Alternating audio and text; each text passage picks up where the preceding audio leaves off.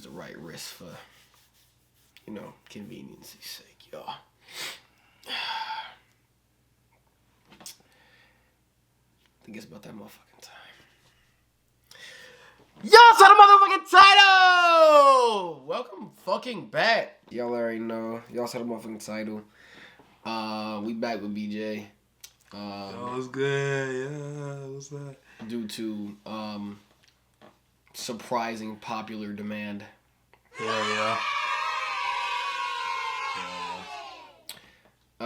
We gonna take a little look at the results, like we did last time, and as we usually always do with Bleacher Report, we gonna take a look at the results, the grades, run down of the matches. We gonna review them, and then we gonna give her a little bit of thoughts on Elimination Chamber. I don't think I got any PSAs for y'all right now. Anything?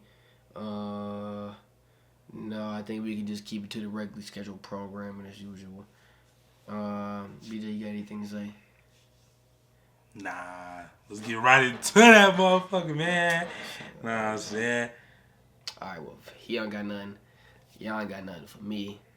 Y'all can go ahead and do as y'all always do, you know what I'm saying? Go ahead, bang a 3. You know what I'm saying? Go ahead, find money on all platforms, on TikTok, Snapchat, and Instagram, because you already on YouTube. While you can go ahead and bang another 3. Subscribe, like, and comment. You know what I'm saying? You gotta bang 3 both times. You gotta bang them bitches. For them great. We not gang banging. We money banging. Hey man, say man, hey. Hey man, say man. Yes, sir!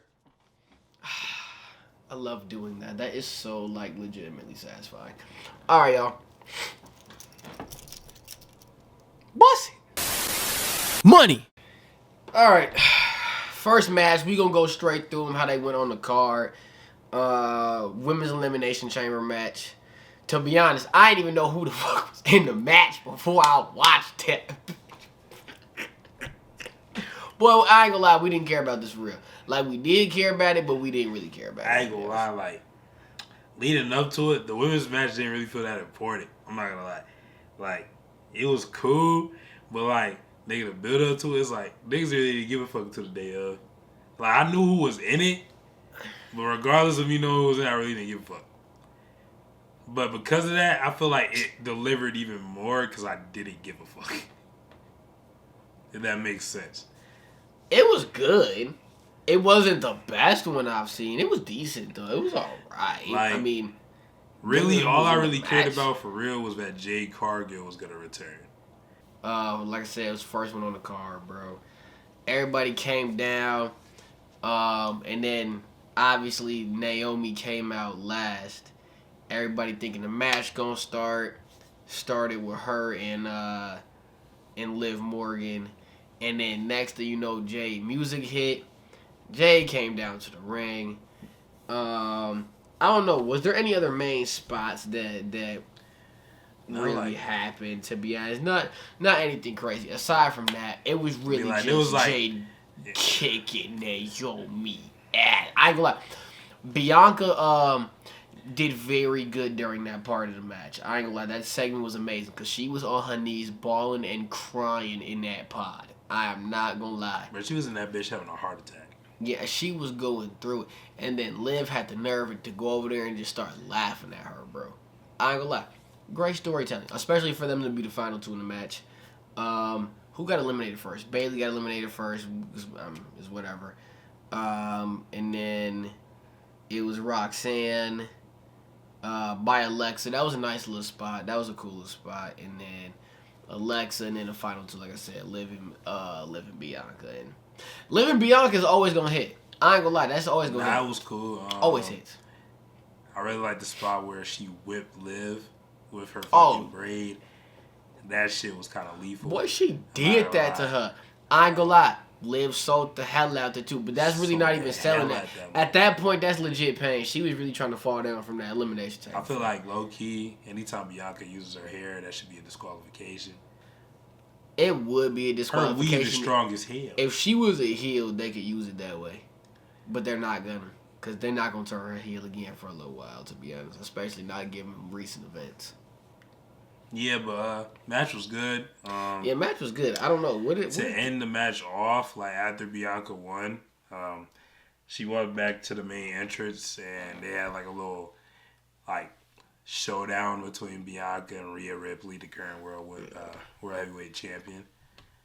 Um, then Io kind of just wanted to feel included, so she kind of walked out too. I feel like that was kind of weird. Obviously, like they hyped up the match between Io and Rhea because Io and Rhea are having a match for the title, coming up. But like, there was really no need for Io to be out there for real, unless we're teasing a triple threat. But I feel like with the star power we already have, Bianca and Rhea low key gonna tear that shit up at Mania. Like you don't need to have Io in it, but I wouldn't be opposed to having Io in that bitch. So Nah, I'd be down for a triple threat. It was a nice little segment. Let them face off. You know what I'm saying? Tease the Raw match. You know what I'm saying? Yeah. So we've got a B from the Bleacher Report writers. I feel like that's fair. I think that's cool. I think that's fair. I think it's a solid B. It's a solid little like 85%. It wasn't nothing too crazy. It did what it needed to do. It was decent people in the match, and at the end of the day, they told the storylines they needed to tell with it. So I'm cool with B. Cool. A B works for me. The second match on the card, we were sticking with the women's too.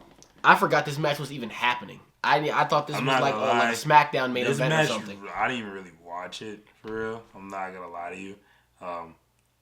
Only reason this bitch was on the card is because Trish Stratus is from Canada. It was what they needed to do with the women's division on SmackDown to get your main champion on the card. You don't have to run Nia and Tiffany again, at least not right now. I mean, you could save that for a SmackDown main event or something, what they want to do on the road to Mania. But, I mean, they got Trish on the card, too. And, oh, y'all, hey, if you watched it, though, hey, boy, Trish pulled up in that lamb truck, shorty. I said, like that? Ooh, talk to me. Talk to me then. Because hey, Trish and Tiffany, nigga, money. Real talk, yeah. Bleacher Report gave it a B minus. B minus is cool. I mean, you got Tiffany Stratton in the ring. Yeah, so I mean, I would have given it a B minus or a C plus. Yeah, it wasn't like, cool. Like I said, it wasn't that spectacular. It was mainly for a little reunion tour for Trish Stratus. Because if you didn't know, she's been wrestling now for 25 years. This was technically her 25th anniversary. So that was really basically the point of the match, honestly. She just wanted to be included. She wanted the match back out. Hey, Trish can still go, though. So, I mean, I'm all for seeing a Trish match. Nigga, 5 stars. That shit was a 5 star. 5 stars. Kevin Owens, Sami Zayn. If you're not like a huge... I would say there's a difference between WWE fans and wrestling fans. If you're like a huge wrestling fan, you know this shit goes back almost 20 years. You know what I'm saying? Back when Sami Zayn was El Generico and Kevin Owens was Kevin Steen in ROH. They were killing it. Like, this match will like be booked damn near every fucking weekend because of how good and how much chemistry they have together. It just works. Especially with both of them being from Canada. It just works. You know what I'm saying? Like, this was a WrestleMania worthy match. Like, this could have been in WrestleMania. And it still would have been amazing. But even with it being in Canada, I feel like the atmosphere made it 10 times better. So, you know what I'm saying? For me, it was a 5 star. Yeah, I mean, there was a few spots here and there. At the end of the day, it's Sami Zayn and Kevin Owens. We've seen the match a billion times. So it's like, it's really on them and the producers to try and how do we book a Sami Kevin match to where it's like not every single one that we've ever seen. Barbed wire chair spot was good. But you know what I'm saying? The main callback, what really made it the match that it needed to be at this point, storyline wise for both of them. Come on, bro. We already know the powerbomb spots, the NXT callback. Come on, bro. The finish of the match. I felt like it was a little underwhelming, though. Like, it didn't get the crowd pop that it needed to, especially not for the 1, 2, 3. Even though it was a 5 star. That's probably, like, the only, like, little, like, sliver that you could probably nitpick at. But aside from that, I'd be shocked if Bleacher Report don't get us an A. Because, I mean, it's got to be an A. Definitely A. Nah, the match was great. Amazing match. Match was great. Like I said, I don't see Sami recovering for this to be at Mania. Like, I feel like if you have him recover and be at Mania, then what KO did was, like, literally worth nothing. You know what I'm saying? Like, KO, he didn't just deliver 1 Avery Powerbomb, he delivered 2. and then he was gonna hit him with the power driver that took Randy out. So obviously, now we're building for Randy and KO. I feel like it's gonna be a great match at Mania. But yeah, this shit was A. You know what I'm saying? This shit was great. Oh yeah, it's like at this point we're just gonna call Elimination Chamber Sammy's pay-per-view. Cause I ain't gonna lie, the last 2 Sammy years, and KO's pay-per-view. the last 2 years, bro. I think it might be time to talk about one of either Sammy or Kevin winning Money in the Bank this year, but that's a very early prediction. We're gonna spin back to that, but Shit, you don't know there's a couple of guys that might be due that win, on top of Finn Balor, but that's a whole other conversation. The final match on the card, the main event, the men's Elimination Chamber match. Biggest hype behind an Elimination Chamber match probably ever, except for maybe the original, just because obviously it was a new concept. But in terms of the participants and the stakes being held, this year was looking crazy. I ain't gonna lie, star-studded. Who started the match? McIntyre and Rollins started the match, I believe. Yeah. Nothing out of the ordinary, at least to begin with. It didn't start with nothing crazy like the women's did. You know what I'm saying? It built a lot of anticipation. Because at the end of the day, we let all the, we already know they're not winning. Yeah. Damian Priest, Logan Paul, they're not winning. They're not winning. It's cool. You know what I'm saying? They're there for Undertaker. Hey, Damian Priest raw, though. Damian Priest raw. Nah, he cool. I mess with Damian Priest. Yeah, he the bisexual Undertaker. Bro. Not any too crazy spots except for Logan Paul jumping off the cage. That was chill. I ain't gonna lie. Damian took the brunt of that. Logan Paul looks like he's still out there, still learning wrestling a little bit. One thing that really caught me off guard was Drew McIntyre was the first one eliminated. That was expected. Like, a lot of people, and it's like, I know a lot of people are saying now that, Elimination Chamber is over, that Drew was supposed to win the match. A lot of people were like, oh, Drew's supposed to win the match, yeah. But I didn't see Drew being the first eliminated. Let alone the way it happened. I can see what they're doing because, a lot of people say it's going to be Drew versus Damian at WrestleMania. I feel like Drew deserves better than that, but, you got to do what you got to do to make stuff work. At the end of the day, the match was great, in my opinion. What do y'all know about finishers? Yeah, CM Punk kick out of a pedigree at about 2 AAs, a motherfucking stomp. So what you should come to know by this point is if John Cena is wrestling, it's about to be finisher fest. Because that man didn't know. Yo, go watch it back. This man didn't do no moves, but his signature moves, his comeback, and a bunch of AAs. That's it. Walked in the match, 2 AAs. I said, oh, because it's like, in match like this, is like, Cena really don't gotta fully put on like a wrestling clinic. To be fair, Cena's never really been like a technical wrestler. He's always gonna hit those 5 moves of doom. You know what I'm saying? Go about his day. That's over-exaggerated. John Cena can go. CM Punk ended up hitting Seth Rollins with a GTS, and then, John Cena doing what John Cena does, hit Seth Rollins with AA. Punk eliminated Seth. It goes down to Punk and Cena, the two people who we really... I feel like if anybody was thinking about winners, it was going to come down to Punk and Cena. You'll notice that the doors just stayed open. Yeah, the door was open. I feel like that was kind of like weird a little bit because it's like you didn't even like attempt to close the door. Like the door just stayed open for about and not only that 5 minutes. You didn't see Rollins get out the ring. Right. So it's like then you see Rollins curve stomp basically CM Punk into the ground. John's like, well, that's WrestleMania for me. He grabs him, puts him in the STF. CM Punk doesn't tap out but passes out. And if you pay attention, Rollins is on the cage saying, kill him, like he deserves to die. You know what I'm saying? At the end of the day, though, John Cena winning was cool. You know what I'm saying? If, you're a John Cena fan, obviously you really love this because, it's his farewell tour, his last year with the company. But overall, I give the match an A. I feel like it was still very good, especially with all the talent that was in it and the storytelling that, was had in it. But what really matters was what happened after the match. Cody walks out. You know what I'm saying? Cody, he's coming out to congratulate Cena. Boom. Rock's music hits, but out of nowhere, Travis Scott just appears. It's kind of random. So, That's The Rock's new thing now, right? So I think what he's gonna start doing now, because he can do this, he's just gonna start throwing random music in between his entrance music, and that's just him. Yeah, because he did the same thing for when he announced WrestleMania 42 is gonna be in New Orleans. That's his thing now. The Travis Scott thing. Okay, so I've heard reports. This is what I'm starting to hear, is that Travis Scott has been doing a lot of wrestling training, and that's why he was so involved in this segment, is because they're going to bring him on screen a lot more in the coming future. Probably in a more Bad Bunny role than like Logan Paul, but he's been training wrestling. I don't know if that's going to lead to like, I've also heard him and Speed at Mania. I don't care to see that at all.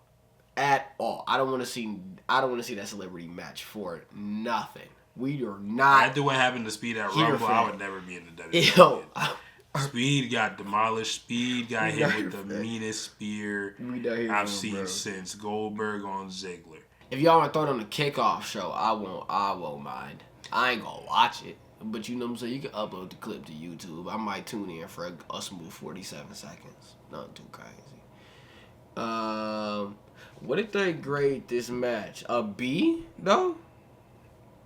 It wasn't all that good. I'm not mad at it. It wasn't all that good. Me personally, I give it like an A-. I don't think it was that good. I think it should have been better. Only because of storytelling for me, I would give it an A-. I don't think the wrestling backed that up, to me. But like the wrestling wise, I feel like in the first little bit, it was like the beginning of the match was cool. A lot of people like that weren't gonna win the match were getting their moves off, yada yada yada. But I feel like the last like 10 minutes of the match kind of killed it, only because it was a fucking finisher fest. Why does he be talking like a super villain? And I think he can get it off only because he's The Rock. Like, purely on the fact Not even that, but it's like the way he be moving the ring too, he's kind of grooming Cody. I'm like, yo, Rocky, you were... Hey, so why he hit Cody? I'm going to hit y'all with this. He hit that Cody with the... Yo, why is you touching me, yo? Stop touching me like that. You's a grown man, Rock. Cody basically said, fuck yourself, my soul belongs with the WWE Universe. Cena was overselling his shit, making it seem like, hunky dory, I can't wait to face you at Mania for my 17th championship potentially. You know, they embrace each other, and Cena's whole demeanor changed, and Cena has officially turned fucking heel. Like I said, I feel like nobody was expecting this at all, which made it even better. You know, it was kind of wild to me, obviously, being a Cena fan. But, yeah, honestly. Cena fan's nasty work. Imagine being a Cena fan. Now it's kind of like, what's next, really? Yeah, so I had this already happening. For those who don't know, I was very of the mindset that John Cena is going to turn heel, but nobody wanted to listen to me. Nobody wanted to hear that. No, not our beloved John Cena. He would never... The look this man had on his face when he hugged Cody, I knew it. I said, oh, yeah, I was right, fool. Hey, so I knew this was going to happen a long time ago. Now, I didn't predict it was going to happen at Bad Blood when Rock was damn near banging the 3. I knew at Elimination, or at the Royal Rumble, when he claimed that he was going to be joining the Elimination Chamber and said it's best for business. I said, so nobody else sees this? Them clear authority ties. It's off rip. But, I'm not going to lie. I'm not overstating this at all. I single-handedly believe that was the greatest heel turn in professional wrestling history.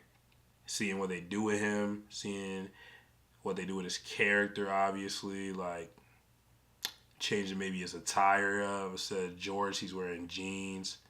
You know what I'm saying? Like maybe change military the music cut, up a little bit. all black. You know what I'm like, saying? Change all that. Or seeing what he does with The Rock. Like maybe they're coming out in suits again. We running up the authority. John recruiting niggas to join the authority. You know what I'm saying? Yeah. Overall, though, I think it was a pretty good pay-per-view. Obviously, that segment is gonna do numbers and will do numbers forever because of who's involved in it.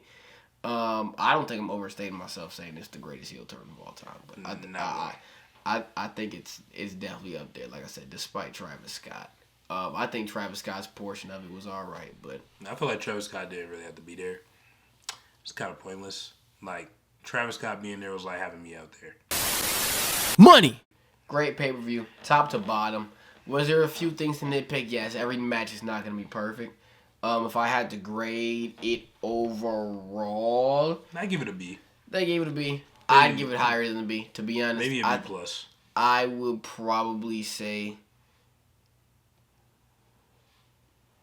the wrestling to me was like a B. Storyline wise, it was an A. So I'm gonna go with like an A minus. I think it was an A minus, especially for an elimination chamber, not a big 4 or big 5. Especially something that needed to lead up to Mania and really build Especially into with what it being was. the last pay-per-view before Mania. But we've got a lot of steps to take there. I'm going to see y'all soon because one of those steps will be predicting the WrestleMania card now that Elimination. Shit, I'm going to see y'all soon too. I'm going to be in that bitch. Bro, way too excited. But yeah, I'm going to catch y'all then. Y'all already know. As usual, go ahead, bang a 3. You know what I'm saying? Go find money on all platforms. Snapchat, TikTok, Instagram. You know what I'm saying? You gonna put my shit in the description too. No, I'm not. Like he said, bang a motherfucking 3. Even though this is not my thing. Get bitches, get money, mo chicken, BJ out.